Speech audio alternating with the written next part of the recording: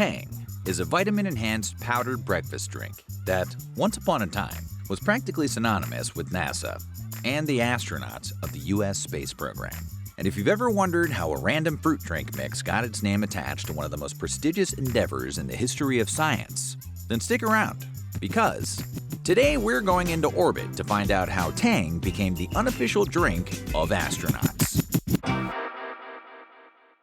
Before we get started, be sure to subscribe to the Weird History Food channel. After that, please leave a comment and let us know what other classic drink mixes you would like to hear about. Okay, time to find out if we've got the right stuff, which apparently is Tang. The year was 1957. Elvis Presley's All Shook Up was lighting up the airwaves. The bridge on the River Kwai was blowing up at the box office, and somewhere in one of the mad science labs at the General Foods Corporation, someone was inventing Tang. That someone was a food scientist named William A. Mitchell. Born to a farming family in Minnesota, Mitchell spent much of his youth harvesting melons and trapping muskrats to earn extra money for his family. During high school, he operated the sugar crystallization tanks at the American Beet Sugar Company, and after earning his master's degree in chemistry, he went to work at the Agricultural Experiment Station in Lincoln, Nebraska. While he was working there, a lab accident left him with burns over 80% of his body. Instead of swearing revenge on the corporate masters who wronged him, he simply got a new job at the General Foods Corporation, where he put his invention skills to work. During World War II, he was in charge of coming up with a tapioca substitute for U.S. troops stationed in the Pacific.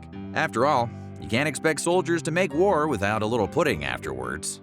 That substitute came to be nicknamed Mitchell's Mud, but the soldiers, who had limited options, seemed to like it all the same. Sometime in 1955, Mitchell, who had a reputation for being an outside-the-box thinker, was tasked with creating a powdered, orange juice-like, vitamin-enhanced drink mix for travelers who didn't have the means to refrigerate actual juice. After 2 years of work, he eventually came up with the drink we know as Tang. The same year he invented Tang, he also went to work on a self-carbonating soda, and while he was figuring it out, he accidentally invented the exploding, neon-colored candy known as Pop Rocks. It was a big year for Mitchell, and in the 1960s, he would create the whipped cream-like topping known as Cool Whip, as well as a new form of quick-setting Jell-O that could be made with cold water rather than hot. By the time he retired in 1976, he would hold an impressive 70 patents, nearly all of them delicious.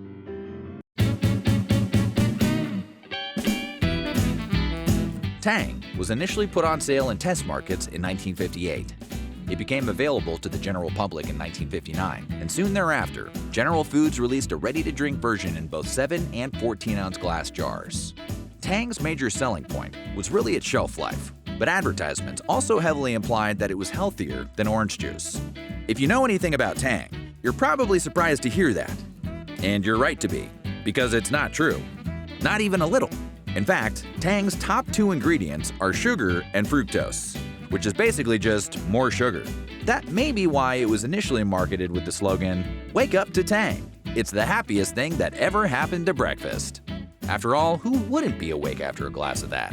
But despite the excess of sweetener, in the beginning, Tang sales weren't good. Powdered drinks were certainly nothing new.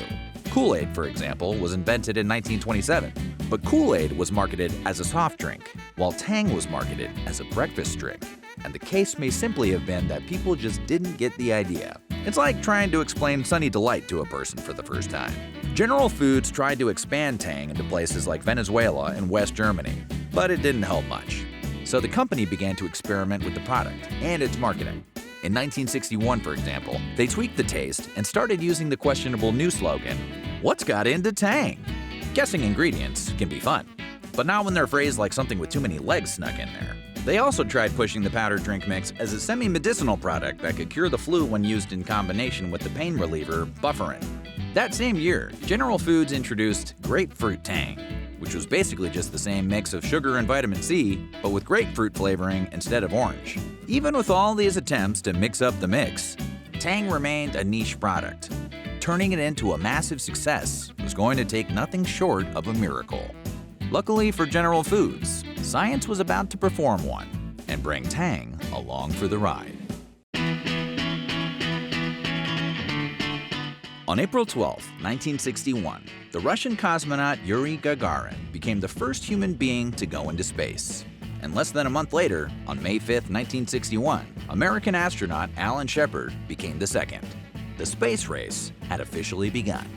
But back then, people didn't yet realize quite how slow and incremental the process of space exploration was going to turn out to be.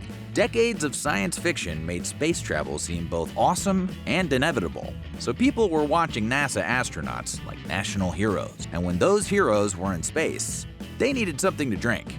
Preferably something with vitamin C in it. That something had to be relatively flavorful, since, according to science, the reduced gravity in space can alter human body chemistry in a way that affects taste perception and makes food generally less palatable, and the flavor needed to be able to mask the slightly metallic taste of the water supply, which was actually created on board via a non-toxic chemical reaction. Most importantly, the drink had to be easy to store, as well as shelf-stable, which means it can be stored in a sealed container at room temperature.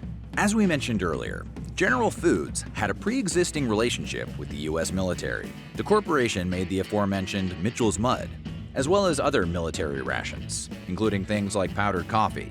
So when it was decided that a powdered drink was probably the best fit for the mission, the U.S. government simply decided to see what their pre-existing supplier had to offer.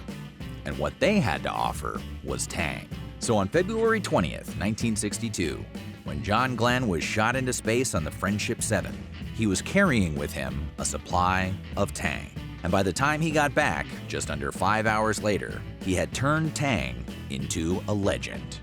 Oh, and himself, of course, but mostly Tang. Thanks to the coverage surrounding the mission, kids across America got the idea that astronauts loved Tang. After that, its sales shot through the stratosphere. Recognizing a good thing when they saw it, General Foods leaned into the idea hard in their advertising. One commercial from 1966, for example, hammered the idea that Tang was chosen for the Gemini space flights and demonstrated how astronauts mixed their Tang in a zero-G pouch.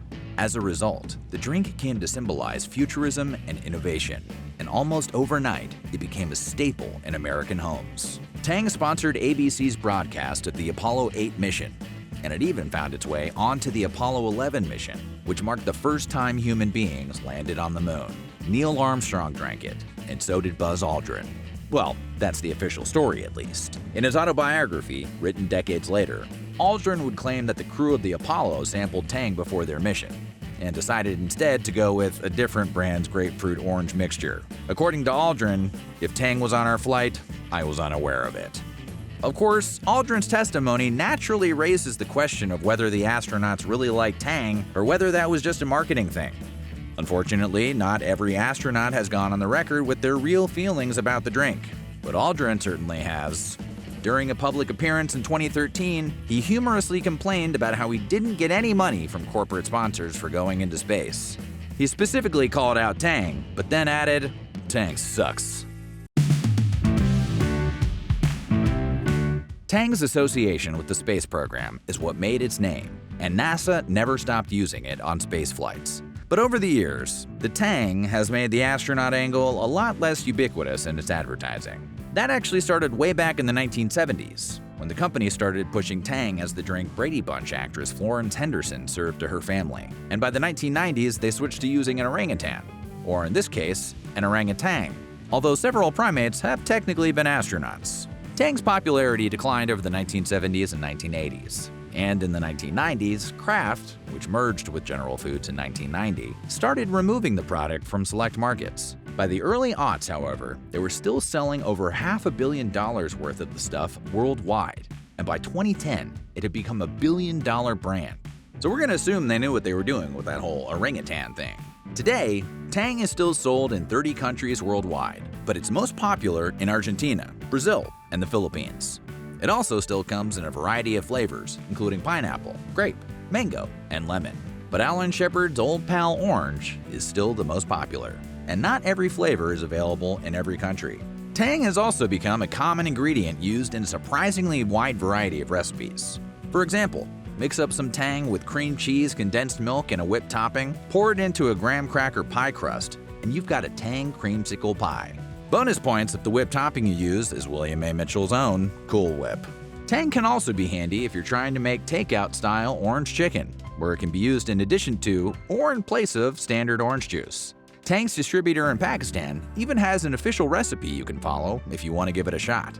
New York City's Big Gay Ice Cream Parlor has concocted an Orange Julius-inspired Tang creamsicle shake that can easily be converted into a cocktail via an infusion of white rum or vodka.